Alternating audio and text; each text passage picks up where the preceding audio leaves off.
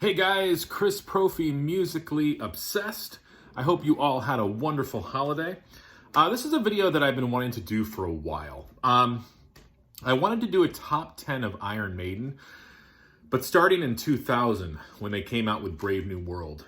So since 2000, they have 5 studio albums that they've come out with. Brave New World, Dance of Death, A Matter of Life and Death, The Final Frontier, and The Book of Souls. Now, I prefer classic early Maiden.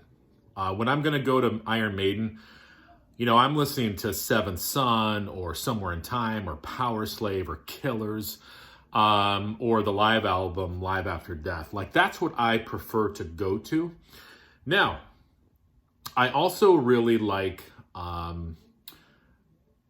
Blaze's album Virtual 11. I like that better than the X Factor. But I'm not talking about that stuff. I'm talking about from 2000 on. And here's the reason why this era is not my favorite of Iron Maiden. First of all, I love that they still are making music. That's amazing. And the music they are making is amazing. It's very dense. There's a lot going on in the songs. They've gotten more proggy in their instrumentation and their arrangements. My problem is sometimes the production is a little lacking. Kevin Shirley produces a lot of these.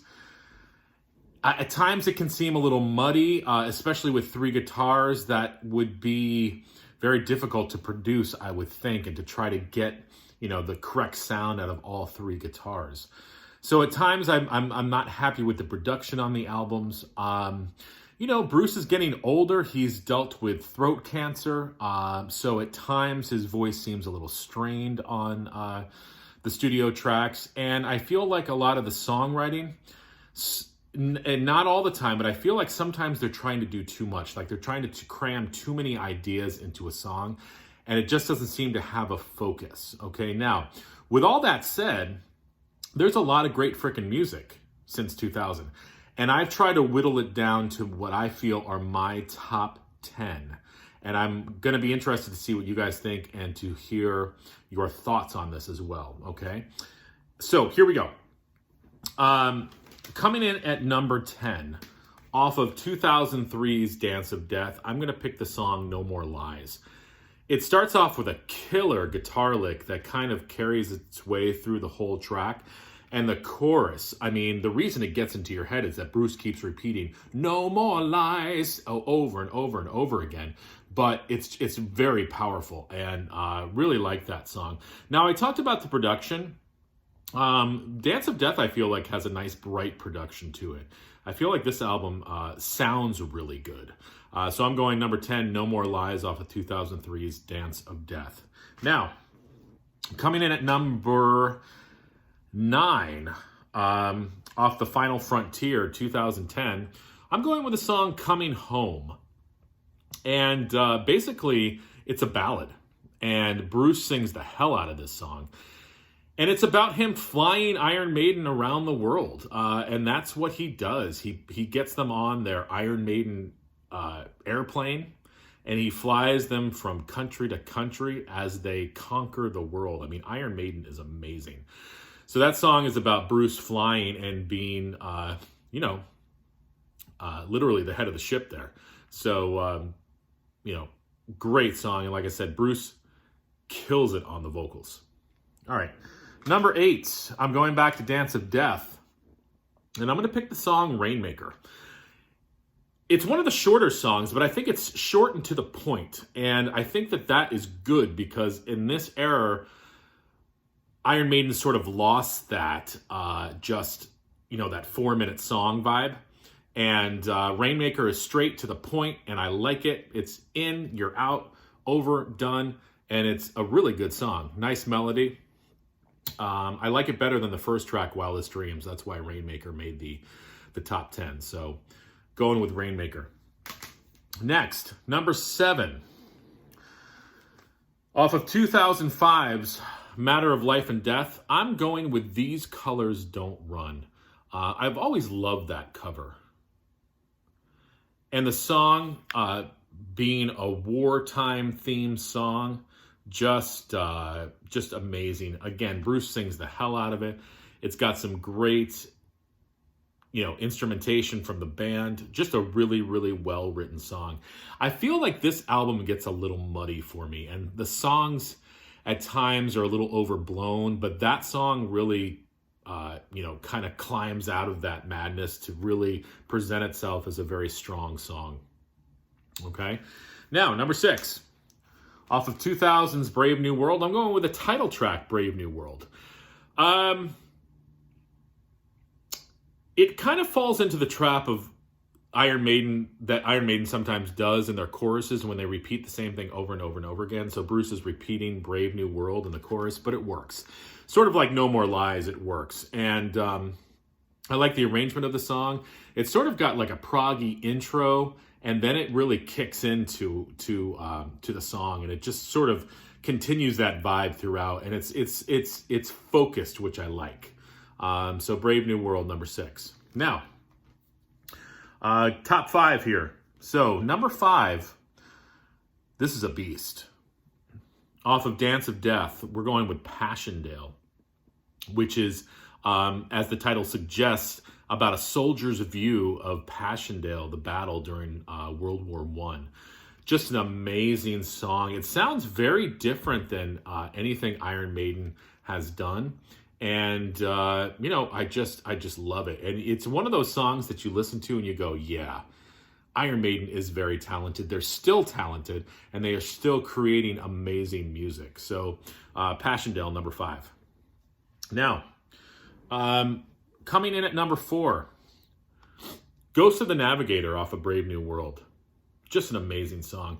I remember when this album came out, of course, people were, a lot of people were annoyed with the Blaze era, and they were excited to have Bruce back. Bruce had been coming out with some solo records, and we're like, yeah, Bruce can still sing. And I wonder what it's going to sound like when Bruce comes back into the fold of Iron Maiden. And this is the album we got, which is an amazing album. And Ghost of the Navigator, the second tune off of this album, just continues that feeling of, yeah, the guys are back. Bruce is on board. Bruce is the head of this ship again, and Iron Maiden is sailing into a metal horizon. And Ghost of the Navigator, amazing. I've always loved that cover too. All right, now, number 3. This could be a little surprise for some of you. Off of Matter of Life and Death, I'm going with the song For the Greater Good of God. Now, this happens to be the 8th track on this album, so it's kind of buried in the album. An amazing song, epic. The chorus, I was listening to it again today. It's one of those choruses that if I was seeing them live, I'd probably want to be jumping up and down. For the greater good of God. It's just, hopefully I didn't dizzy you out there. Dizzy Gillespie. But that song is amazing. Always loved it. Loved the bass.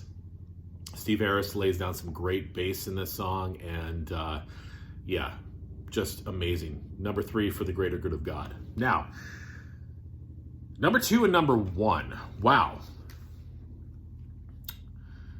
This was, I kept going back and forth on a lot of these. I knew my number 1, but number 2, I gotta go with Empire of the Clouds off of the Book of Souls. This is their 2015 release. This is their latest release.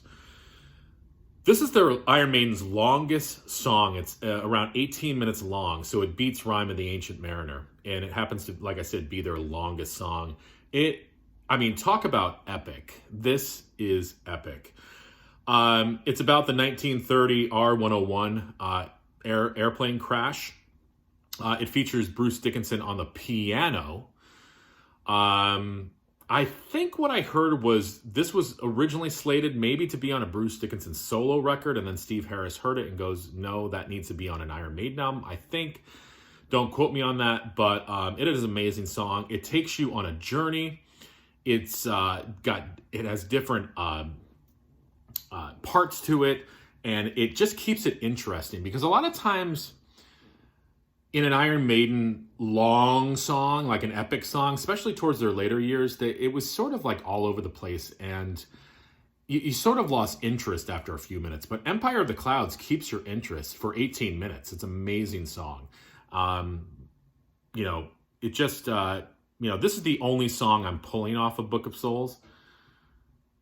And I love this album, but I really feel like Empire of the Clouds is probably the top song on this. I was going to go with the Red and the Black, but again, Bruce's voice on that seems a little strange, and I don't like how they double the lead guitar with his voice.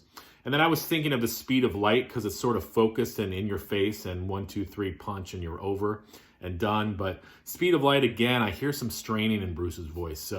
But Empire of the Clouds, he sounds amazing. So that's number 2. Now, what do you think I picked for number 1?